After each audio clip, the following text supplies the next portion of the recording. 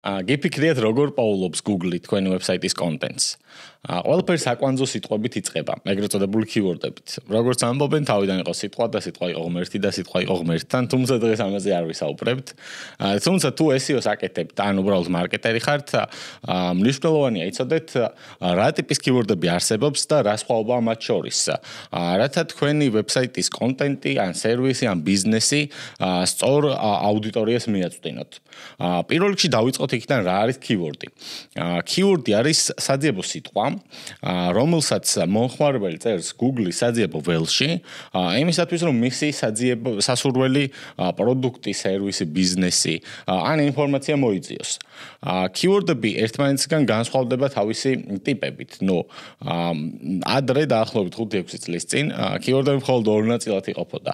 იყო keyword-ები, რომლებიც აგენერებდა ტრაფიკს და იყო keyword-ები, რომლებიც აგენერებდა გაყიდვას, ან traffic და selling keyword-ები.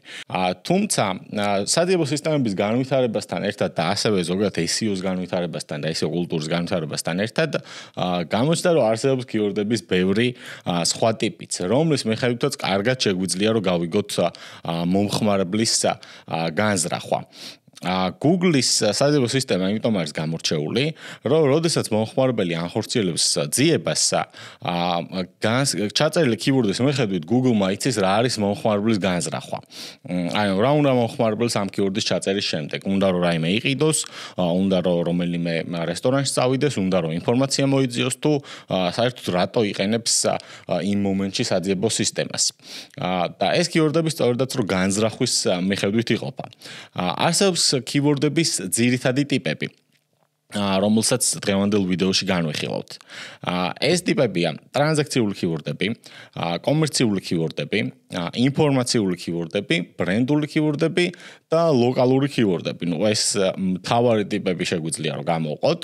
და ახლა გავყვეთ მოდით თითოეულ მათგანს რას ნიშნავს და რა სხვაობაა მათ შორის. საერთოდ რატომ უნდა იცოდეთ ამ keyword-ების ტიპების შესახებ. ტრანზაქციული keyword-ები, მაგალითად თუ მომხმარებელი წერს iPhone 15 ფასი, ან iPhone 15 ყიდვა, ან iPhone 15 ფასდაკლება, ან iPhone 15 შეძენა, ეს არის ტრანზაქციული keyword-ი. ამ შემთხვევაში მომხმარებელი თავისი გადაწყვეტილების მიღების ბოლო ეტაპზეა. ტრანზაქციული keyword-ების შემდეგ, რომელიც ჩემი აზრით ყველაზე ღირებული keyword-ებია და ყველაზე მეტად მოაქვს მას სარგებელი ბიზნესისთვის, არის კომერციული keyword-ები. კომერციული keyword-ებიც ტრანზაქციული keyword-ების მსგავსად საკმაოდ ღირებულია, რადგან ამ შემთხვევაში მომხმარებლები შეიძლება არ არიან გადაწყვეტილების მიღების ბოლო ეტაპზე. თუმცა თვითონ სიტყვაც გვეუბნება კომერციული keyword-ები. ისინი არიან შერჩევის ეტაპზე. ანუ მათ უნდათ რაღაცის ყიდვა, რაღაც მომსახურეობის მიღება და უბრალოდ უნდა გააკეთონ არჩევანი რაღაცასა და რაღაცას შორის. კომერციული keyword-ებად შეგვიძლია მივიჩნიოთ გარკვეული სიტყვები აღმატებით ხარისხში. მაგალითად, როცა მომხმარებელი ეძებს რაღაც საუკეთესოს. მაგალითად საუკეთესო მიწისთხილი ან საუკეთესო მზესუმწირა ან საუკეთესო მობილური ტელეფონი 2025 წელს ან საუკეთესო SEO სააგენტო. კომერციული keyword-ებისას მომხმარებლები ახდენენ რაღაც პროდუქციის შედარებას, პოტენციურად შეიძლება საერთოდ არ ჰქონდეთ გონებაში რაიმე პროდუქცია, სხვა პროდუქციასთან. შესაძლოა კომერციული keyword-ი იყოს მაგალითად iPhone 15 ჯობია თუ Samsung Galaxy ან iPhone 15 iPhone 16 ან iPhone 17 თუ Samsung Galaxy რომელიღაც მოდელი. კომერციული keyword-ებიც საკმაოდ ღირებულია ბიზნესისთვის და როცა SEO კამპანიას ვაკეთებთ, მნიშვნელოვანია გავაკეთოთ აქცენტირება როგორც ტრანზაქციულ keyword-ებზე, ასევე კომერციულ keyword-ებზე. რაც უნდა გავითვალისწინოთ აღნიშნულ keyword-ებთან მიმართებაში, არის მომხმარებლის და საძიებო სისტემის განზრახვა. Google საუკეთესოა მომხმარებლის განზრახვის ამოცნობაში. და ეს საუკეთესოა, იმიტომ რომ 10 წლის განმავლობაში შესწავლილი აქვს ძალიან დიდი რაოდენობით მონაცემები მომხმარებელთა ძიების და შემდეგ მათი ქცევის და პატერნების შესახებ და აქედან გამომდინარე ყოველ ძიებას უხვედრებს შესაბამისი ტიპის ვებსაიტს. კარგი, გავიარეთ ტრანზაქციული და კომერციული keyword-ები. კიდე არსებობს, როგორც გითხარით, ინფორმაციული keyword-ებიც. ინფორმაციული keyword-ებია, როცა მომხმარებელი ეძებს გარკვეული ტიპის ინფორმაციას. მისი მიზანი არის ინფორმაციის მიღება. შესაძლოა საერთოდ არ გააკეთოს შენაძენი, ან შესაძლოა გააკეთოს სამომავლოდ, ან მცირე პროცენტმა გააკეთოს შენაძენი, თუმცა მისი მიზანი არის უბრალოდ გარკვეული ტიპის ინფორმაციის მიღება. ძირითადად საშუალო სტატისტიკურად ინფორმაციულ კიურდებს ბევრად უფრო მეტი ძიება აქვს ვიდრე ტრანზაქციულ და კომერციულ კიურდებს. ეს ბუნებრივიც არის უფრო მეტ მომხმარებელს აინტერესებს ხანდახან რაღაც ვიდრე მზად არის რომ ის შეიძინოს. ჩვენ რა თქმა უნდა ინფორმაციული კიურდებით გვესაჭიროება იმისათვის რომ მივიღოთ ტრაფიკი Google-დან ინფორმაციულ კიურდებს უბრალოდ შესაბამისი ტიპის კონტენტი უნდა დახვდეს თქვენს ვებსაიტზე. როგორც გითხარით ინფორმაციული კიურდების გარდა კიდევ არსებობს ლოკალური კიურდები და არსებობს ბრენდული კიურდები.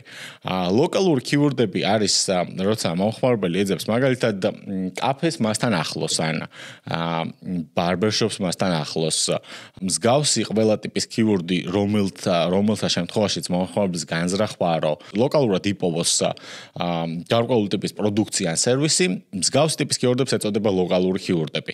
ლოკალური SEO საერთოდ ცალკე განხრა SEO-სი Google თავისი კრიტერიუმების მიხედვით ახდენს ლოკალური შედეგების პოზიციონირებას თუმცა ამაზე ამ ვიდეოში არ ვისაუბრებ, სხვა ვიდეოში ვისაუბრებთ და არის ბრენდული კიურდები, რაც ამ კიურდების ძირითადი ტიპებიდან დარჩა. ბრენდული კიურდები არის როცა მომხმარებლები პირდაპირ ეძებენ გარკვეულ ბრენდს, რომელიღაც კომპანიას, მაგალითად Apple-ს, ან Microsoft-ს, ან Tesla-ს, ან ნებისმიერ ტიპის კომპანიას ან ბრენდს. საკმაოდ დიდი ძიება აქვს ძირითადად ბრენდულ კიურდებსაც. ბრენდული კიურდები ერთის მხრივ თქვენ გაძლევთ ინფორმაციას, რამდენად ზებნადია თქვენი ბიზნესი Google-ში. შეგიძლიათ რომ ძალიან მარტივად შეადაროთ თქვენი კომპანია კონკურენტის კომპანიას ძებნების მიხედვით.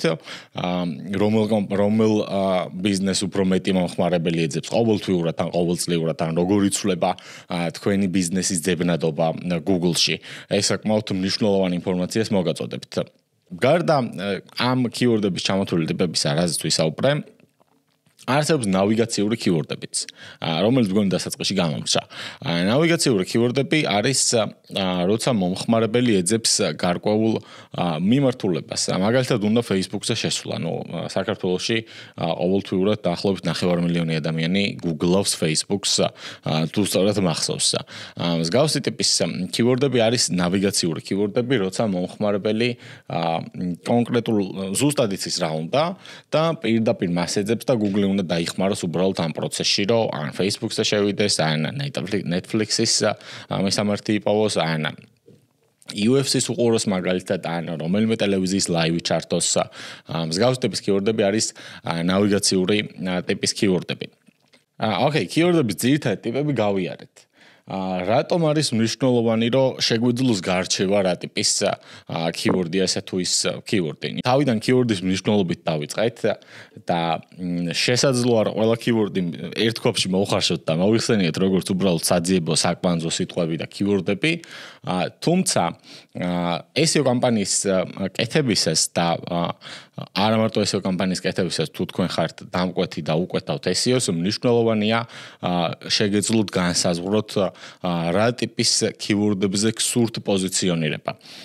იმიტომ რომ მაგალითად თუ გაქვთ ტრანზაქციული კიურდი და გაქვთ ინფორმაციული კიურდი და ინფორმაციულ კიურდს ეძებს 20,000 ადამიანი მაგალითად და ტრანზაქციულ კიურდს ეძებს 500 ადამიანი, ტრანზაქციულ კიურდზე პოზიციონირება ბევრად უფრო მეტ შედეგს მოგიტანთ კონვერტაციების თვალსაზრისით ვიდრე ინფორმაციულ კიურდზე.